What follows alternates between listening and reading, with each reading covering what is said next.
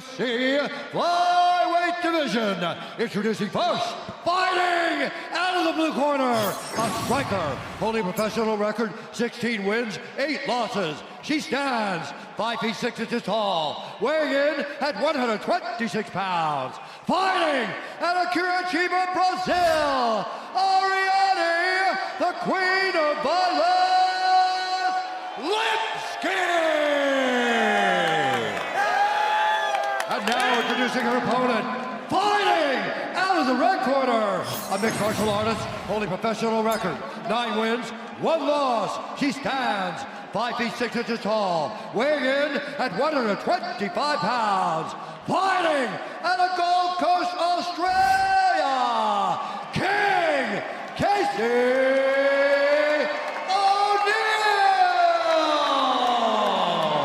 And when the action begins, our referee in charge, Mark Smith.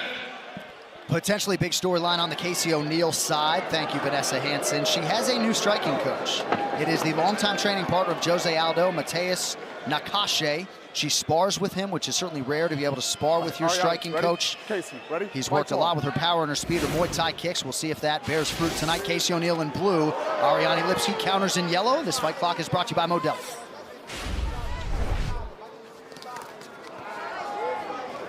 Lipski throws hard, man. She never pulls back on her strikes. And we have seen her recently have performances where she really has hurt her opponents. But one area that she does tend to struggle in, John, and I was very surprised to hear you say on the walk that she doesn't spend as much time in the wrestling grappling, because that is where she got taken advantage of by Valentina's sister. Right. And that gives her opponents confidence, Antonina. And that's what's given Casey O'Neill confidence that if she can get this fight to the ground, she can find the finish. And she's working towards that right now. She's got the clinch. But this wasn't her plan. Well, Lipski came out hot. Yes, Lipski made her pivot because she was able to land some nice shots. And I think it was a knee early that really made O'Neill decide she needed to change level. And we've talked about it a lot all week, but Lipski has really come into her own, right? A lot of experience, 25th pro fight tonight. There's a different focus now than there was a few years ago. Absolutely, and John, not only wanting to become a better fighter, but just a better human being. And she is one of those fighters that wants to be a role model for women that will follow this career path after watching her. So she tries to do everything the right way. Both fighters have landed some heavy strikes over the last 30 seconds or so.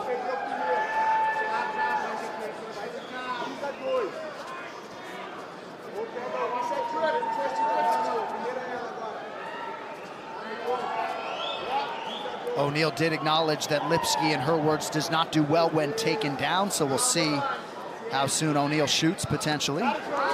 Nice right hand there by Casey. But Lipski did a really good job of defending that first takedown. She was able to stay upright. And Casey has not level changed again, so she felt something in there that's not really allowing her to get back on those takedown attempts. Nice jab from Lipski, who's thrown a lot of combinations here early. And a good low kick as well to follow up that jab.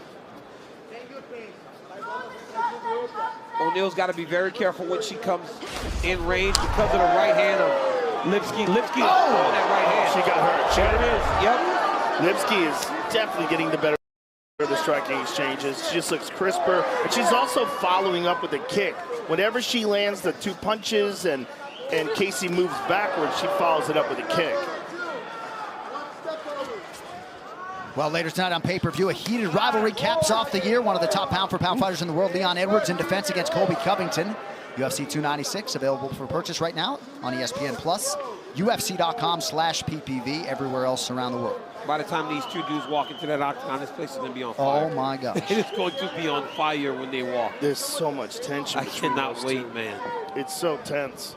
So O'Neill has shown off a pretty good chin. She's eaten a lot of power strikes early. One thing you do know about Casey O'Neill, though, her taking damage will not deter her. She will stay on track, and she'll keep trying. She will never give up on herself inside the octagon. But right now, she has got to find a way to change something. She's trying real hard now to get this takedown. Oh, look at that, Lipski. Lipski hits the takedown and then gets right back up and gives her a leg kick and a head kick for her troubles. Nice little wizard kick there by Ariane Lipski. Very nice. She's showing a real evolution of her game, yes. Right? Under a minute to go, round one. Casey O'Neill has never been finished as a pro. Lone pro loss, as Joe mentioned, on the walk to Jennifer Maia at UFC 286 earlier this year. And she told us stubbornness led her to taking that fight. Yeah. She was suffering from, well, she had surgery for a torn ACL and came back a little bit too quickly, in her words.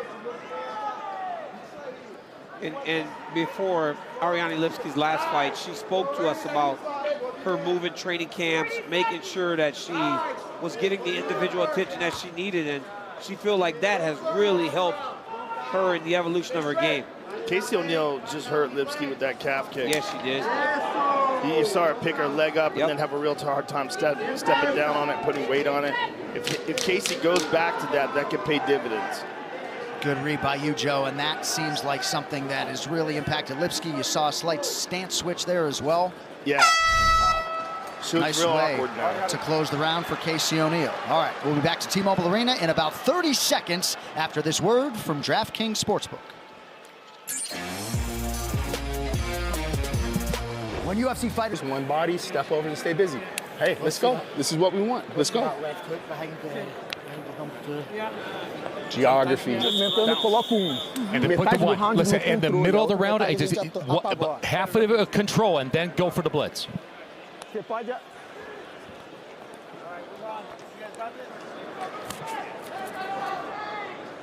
All right, ready to go. Round two. Ariane Lipski and Casey O'Neill. Longtime corner staple of O'Neill, Eddie Baracco, no longer with her. Eric Nixick is there alongside the aforementioned Mateus Nakashe.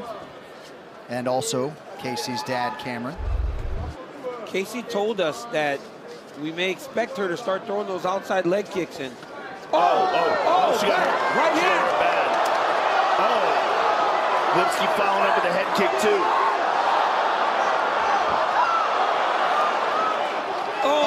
Big crowd strikes here. Oh my goodness. Casey's in real trouble. She's in real trouble here. That right hand. She's trying to defend. She's getting her legs involved. At least she's got her legs on the hips now. Lipski's all over her. That right hand was nasty. A lot of energy being expended here by Lipski, trying to close it out. She's got her arm under the chin. But Casey's controlling her left arm.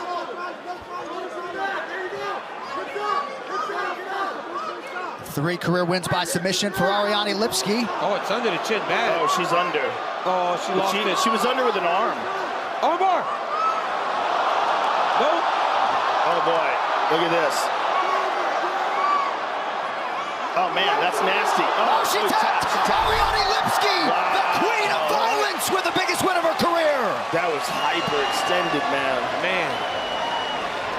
Ariane looked very good tonight. She looked really very focused on the stand-up. Good with grappling. Had good takedowns, that wizard kick. Rocked her on her feet. Finished her on the ground with an armbar. Just a complete performance by Ariane Lipski. And as a plus 155 underdog, no less. Here's Look the at this right hand. Boom. Oh, perfect right hand. Looking for it all night. Finally landed.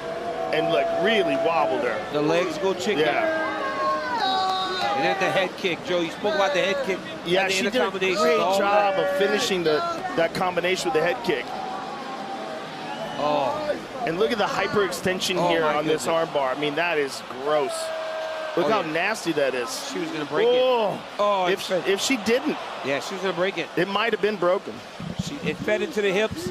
I mean, have we seen her look better, John? No, there's the reaction from the corner. Renato da Silva, Jasmine Hocha, Damian Martinez. Ariane Lipski gets a hot mic after this.